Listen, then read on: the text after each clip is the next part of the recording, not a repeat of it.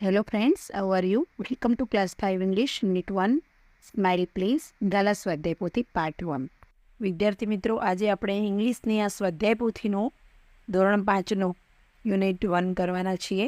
વિદ્યાર્થી મિત્રો, આજે આપણે જે સ્વાધ્યાય પોથીનો યુનિટ 1 છે તો ગાલા સ્વાધ્યાય પોથી પૂરીશું.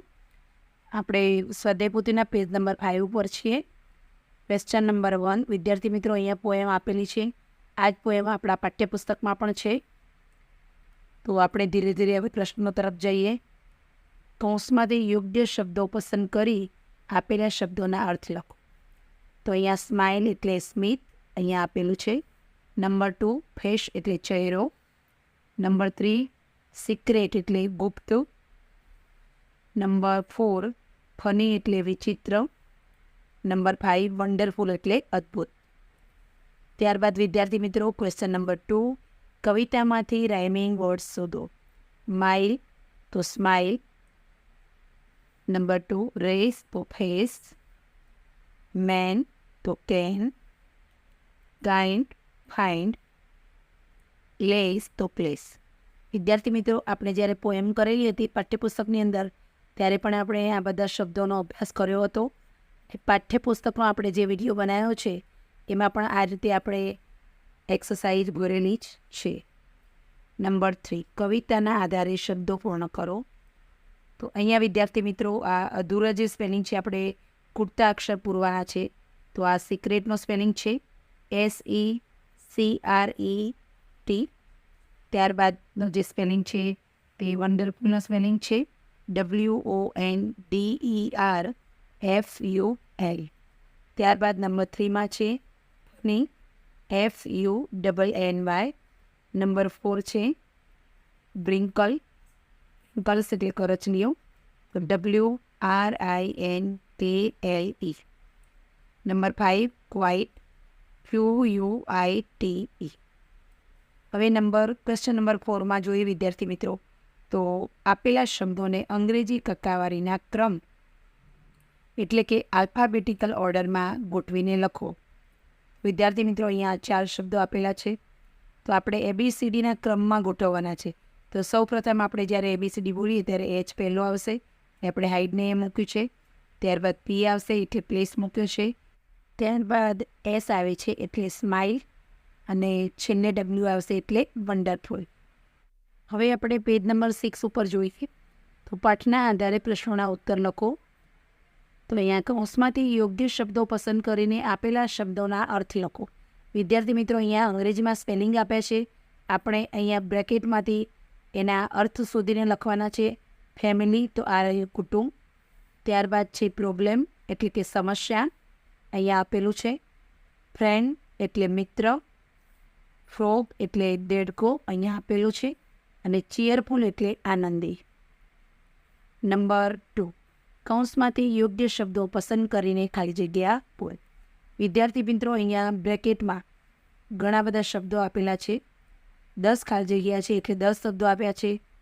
જે રીતે અહીંયા શબ્દો આપ્યા છે એ પ્રમાણે એમાંથી આપણે પસંદ કરીને એક એક વાક્ય વાંચીને ખાલી જગ્યા ભરીશું. નંબર 1 ખુશી એન્ડ ખનક વર ફ્રેન્ડ્સ. ખુશી અને ખનક મિત્રો હતા. નંબર 2 દે પ્લેડ મેની આઉટડોર ગેમ્સ. એટલે કે તે ઘણી મેદાનની રમતો રમતા હતા, એટલે કે ઘર બહાર રમાતી રમતો રમતા હતા. Number 3 Saraswatiben was Khushi's teacher. Saraswatiben ખુશીના શિક્ષિકા હતા. Number 4 Khushi's cheeks were red. ખુશીના ગાલ લાલ હતા. વિદ્યાર્થી મિત્રો, જેને ખુશી નિરાશ થઈ ગઈ હતી, તેના યાદ પડી ગયેલા ત્યારે એના ગાલ લાલ થઈ ગયા હતા. Number 5 Khanak wanted to make Har smile. ખુશી નિરાશ હતી ત્યારે ખનક એને હસાવવાનો પ્રયત્ન કરતી હતી, એટલે કે ખનક ઈચ્છતી હતી કે ખુશી સ્માઇલ કરે. Number 6 Khanak took out something from her bag. ખનકે પોતાની બેગમાંથી કંઈક વસ્તુ બહાર કાઢી. Number 7 the frog was green in colour. દેડકો રંગમાં લીલો હતો. નંબર 8 ખુશી વોઝ સરપ્રાઇઝડ. ખુશીને આશ્ચર્ય થઈ ગયું. કેમ આશ્ચર્ય થઈ ગયું વિદ્યાર્થી મિત્રો? કારણ કે ખુશીએ પેલો ગ્રીન દેડકો જોયો ત્યારે એને ખુશી થઈ અને આશ્ચર્ય થયું. Number 9, Khushi began to laugh out loudly.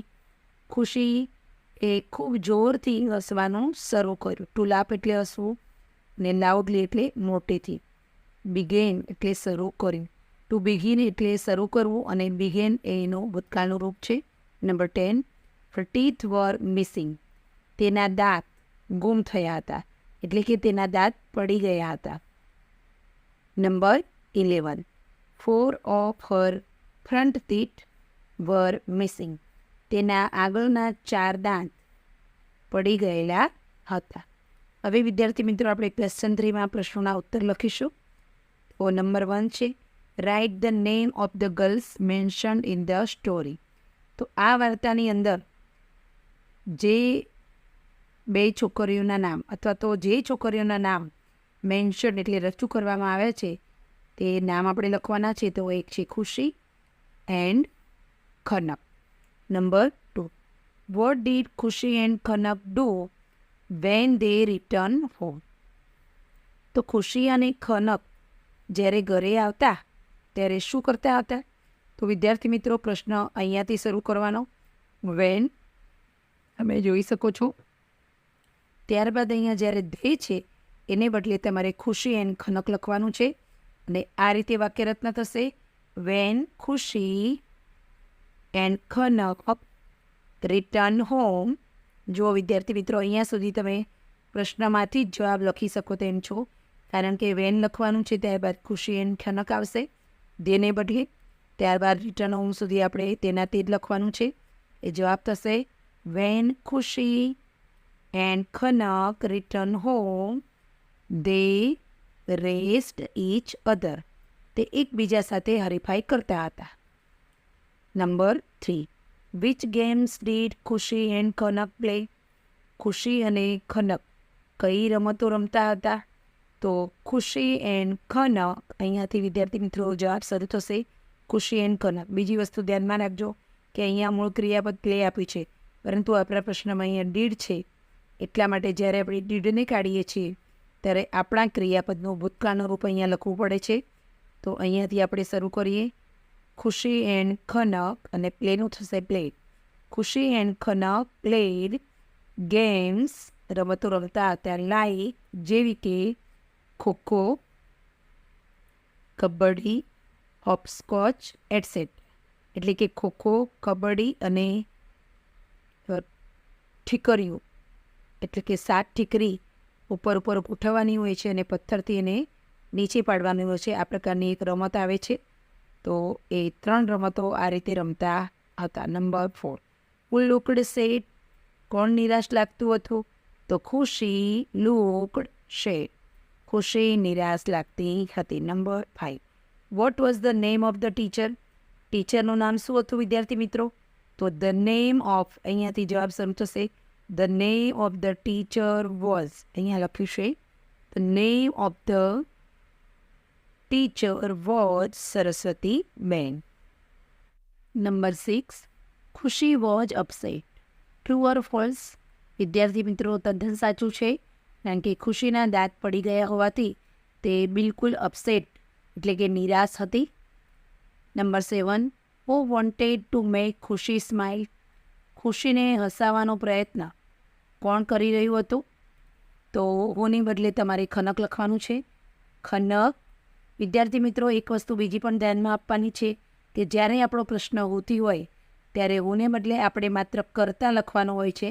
જે જવાબ હોય એક વચન કે બહુવચન કે એક વ્યક્તિ કે 2 વ્યક્તિ જે હોય તે લખવાનું ને બાકીની જે વાક્ય રચના છે તે સેમ જ રહેશે. તમે અહીંયા જોઈ શકો છો હુને બદલે આપણે અહીંયા ખનક લખવાનું છે, બાકીનું વાક્ય એ જ રહેશે. એટલે કે Khanak wanted to make Khushi smile. જો વિદ્યાર્થી મિત્રો Khanak wanted to make Khushi smile. અહીંયા હુને બદલે આપણે ખનક લખેલું છે. Number 8, what did Khanak take out from her bag. ખનકે તેની બેગમાંથી શું બહાર કાઢ્યું? તો વિદ્યાર્થી મિત્રો અહીંયા ડીડથી પ્રશ્ન છે એટલે ટેકનું ટૂંક થશે અહીંયા ખનકથી આપણે પ્રશ્ન સ્ટાર્ટ કરવાનો છે જવાબ. તો ખુશી ટુક આઉટ, આ રીતે ખુશી, સોરી ફ્રેન્ડ્સ, ખનક છે. ખનક ટુક આઉટ અ, શું બહાર કાઢ્યું એને? Green big rubber frog. આટલી વસ્તુ તમારે વધારાની લખવાની છે કે Khanak took out a green big rubber frog from her bag. એટલે કે ખનકે પોતાની બેગમાંથી લીલો મોટો રબરનો દેડકો બહાર કાઢ્યો. નંબર 9, હુ વોઝ સરપ્રાઇઝ, કોને નવાઈ લાગી અથવા કોને અચરજ થયું? તો ખુશી વોઝ સરપ્રાઇઝડ, કારણ કે એને આવો મોટો દેડકો ક્યારેય જોયો હતો નહીં.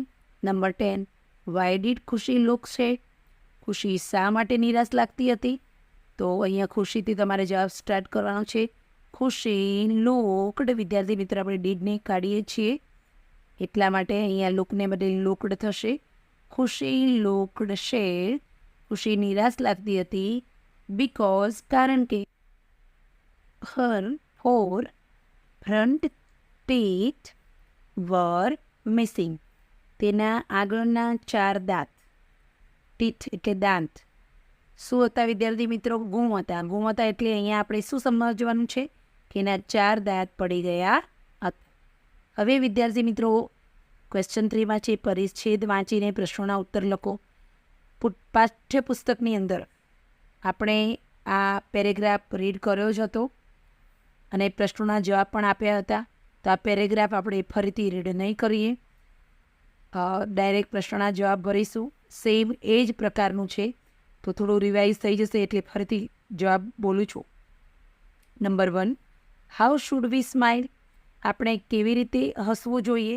તો we should smile like a baby, આપણે નાના બાળકની જેમ હસવું જોઈએ. Number 2, find the similar word for various, various શબ્દ માટે આપણા પેરેગ્રાફમાંથી આપણે એના સેમ વર્ડ શોધવાનો છે. સિમિલર વર્ડ એટલે કે સમાનાર્થી શબ્દ શોધવાનો છે. તો અહીંયા વિદ્યાર્થી મિત્રો મેં લાઈન દોરી છે કે ડિફરન્ટ શબ્દ જે છે એ વેરિયસનો સિમિલર વર્ડ છે. Number 3, how many types of smiles are there, તો અહીંયા ફર્સ્ટ લાઇનમાં જ વિદ્યાર્થી મિત્રો આનો આન્સર છે 19 ડિફરન્ટ ટાઈપ્સ ઓફ. તો જવાબ આપણે લખશું કે there are 19 types of smiles, એટલે કે 19 પ્રકારના અલગ અલગ હાસ્ય હોય છે અથવા સ્મિત હોય છે. Number 4, list out 3 benefits of smiling, હાસ્યના 3 ફાયદા જાણવાના છે. વિદ્યાર્થી મિત્રો ઘણા બધા ફાયદા છે પણ અહીંયા પેરેગ્રાફમાં 3 ફાયદા આપ્યા છે તે આપણે જોઈએ. 3 બેનિફિટ્સ ઓફ સ્માઇલિંગ એટલે કે હસવાના 3 ફાયદા. Number 1, smiling can boost your immune system, એટલે કે હાસ્ય વડે આપણી રોગ પ્રતિકારક શક્તિ વધે છે. નંબર 2, સ્માઇલિંગ રિલીવ્સ સ્ટ્રેસ, એટલે કે હાસ્ય આપણા સ્ટ્રેસને, ખેંચને, ટેન્શનને ઓછું કરે છે. Number 3, smiling is good for health, હાસ્ય એ આપણી તંદુરસ્તી માટે ખરેખર લાભદાયી છે. Number 5, smiling can boost your immune system, true or false, હાસ્ય એ આપણી રોગ પ્રતિકારક શક્તિને વધારે છે, વધારી શકે છે, કેન છે એટલા માટે. તો ખરું કે ખોટું? તો અહીંયા આન્સર આવશે ટ્રુ. હવે ક્વેશ્ચન નંબર 4, કૌંસમાંથી યોગ્ય શબ્દો પસંદ કરીને ખાલી જગ્યા પૂરો. Number 1, when you get gifts, જ્યારે તમને ઇનામ મળે છે અથવા તો કોઈ ભેટ મળે છે, યુ ફીલ હેપી, તમને આનંદ આવે છે, તમે ખુશ થઈ જાઓ છો. Number 2, when you go to a temple, જ્યારે તમે મંદિરે જાઓ છો, યુ ફીલ કાલ્મ, એટલે શાંતિ, માનસિક શાંતિ લાગે છે આપણને. Number 3, when you have lots of work, જ્યારે તમારી પાસે ઘણું બધું કામ હોય, યુ ફીલ વરીડ, ચિંતા થાય છે, કામનું આપણને ટેન્શન આવે છે. Number 4, when your friend does not help you, જ્યારે તમારો મિત્ર તમને મદદ કરતો નથી, યુ ફીલ શેડ, તમે નિરાશ થઈ જાઓ છો. ક્વેશ્ચન 5, સાચા સ્પેલિંગ ફરતે ગોળ કરો. વિદ્યાર્થી મિત્રો, અહીંયા નંબર 1માં પ્લીઝની 4 સ્પેલિંગ આપેલી છે. તો એમાં આ પહેલી જે સ્પેલિંગ છે તે સાચી છે. નંબર 2માં કામ લખ્યું છે, કામ લખ્યું છે, કોલમ લખ્યું છે અને કામ લખ્યું છે. અહીંયા કામ એટલે શાંત, શાંતિ માટેનું સ્પેલિંગ છે, તો આ સાચો છે. નંબર 3માં હેપી માટે આ સ્પેલિંગ સાચો છે. નંબર 4ની અંદર ચીયરફુલમાં આ સ્પેલિંગ સાચો છે. અને નંબર 5માં એંગ્રી માટે આ સ્પેલિંગ સાચો છે. તો વિદ્યાર્થી મિત્રો, આપણે સાચા સ્પેલિંગ ઉપર આ રીતે ગોળ કરવાનો રહેશે. નંબર 6, દરેક શબ્દ જૂથમાં બંધ બેસતું ન હોય તેવા શબ્દ ફરતે ગોળ કરો. વિદ્યાર્થી મિત્રો, આ સેમ પ્રશ્નો આપણા પાઠ્યપુસ્તકના વિડીયોમાં પણ છે ને ત્યારે પણ આપણે કરેલા હતા. અત્યારે રિવાઇઝ થઈ જાય એ હેતુથી હું ફરીથી તમારી સ્વાધ્યાય પોથીમાં પાછું પુરાવું છું. ક્વેશ્ચન 6માં આપણે બંધ બેસતું ન હોય તેવો શબ્દ પરથી ગોળ કરવાનું છે. તો અહીંયા વિદ્યાર્થી મિત્રો તમે જોઈ શકો કે ઇરેઝર, પેન્સિલ અને શાર્પનર એ આપણી કંપાસના ઉપયોગી વસ્તુ છે, પણ સ્કૂલ એ વસ્તુમાં નથી આવતું એટલે આપણે એના પર ગોળ કરીશું. નંબર 2ની અંદર અહીંયા મેંગો, ગ્રેપ્સ, બનાના આ ફળો છે અને પોટેટો તે શાકભાજી છે, એટલા માટે એને ગોળ કરેલું છે, અલગ પડે છે. નંબર 3માં ખોખો, કબડ્ડી, ચેસ અને ફૂટબોલ. અહીંયા આ 3 જે રમતો છે તે આઉટડોર ગેમ્સ છે, જ્યારે ચેસ છે તે ઇન્ડોર ગેમ છે. નંબર 4માં લોટસ, કીવી, રોઝ અને સનફ્લાવર. તો અહીંયા કીવી જે છે તે ફ્રૂટ છે અને આ બાકીના 3 ફ્લાવર્સના નામ છે, એટલે આપણે એને અલગ છે એટલે ગોળ કર્યું છે. નંબર 5ની અંદર પીકોક, ડવ, સ્પેરો આ 3 પક્ષીઓના નામ છે, જ્યારે હેડઝહોગ એટલે કે શાહુડી જે કાંટાવાળો શેરો કહીએ છીએ તે અલગ પડે છે, એટલા માટે આપણે એને ગોળ કરેલું છે. તો વિદ્યાર્થી મિત્રો, અહીંયા આપણો પાર્ટ 1 સ્વાધ્યાય પોથીનો પૂર્ણ થાય છે. પાર્ટ 2ની અંદર વિદ્યાર્થી મિત્રો આપણે ક્વેશ્ચન 7, 8 અને આગળના પ્રશ્નો પૂર્ણ કરીશું. વિદ્યાર્થી મિત્રો, આ ક્વેશ્ચન 7 આપણે પાઠ્યપુસ્તકના વિડીયોમાં પણ પૂર્ણ કરેલો છે, છતાં પણ રિવાઇઝ થઈ જાય એ માટે આપણે ફરીથી આ પ્રશ્ન કરીશું. તો વિદ્યાર્થી મિત્રો, તમે ફરીથી મહાવરો કરી શકો એ આશયથી મેં સ્વાધ્યાય પોથીનો પણ વિડીયો બનાવ્યો છે, તો વિડીયો ચોક્કસ જોજો. જો તમને ગમે તો લાઇક, શેર અને સબસ્ક્રાઈબ કરજો. પાર્ટ 2 વિદ્યાર્થી મિત્રો તમે જોવા માટે જો ઈચ્છતા હોય તો આગળ પાર્ટ 2 જોવા માટે વિનંતી છે. ફરીથી નવા વિડીયો સાથે મળીએ, ત્યાં સુધી રજા લઈએ. Good bye friends.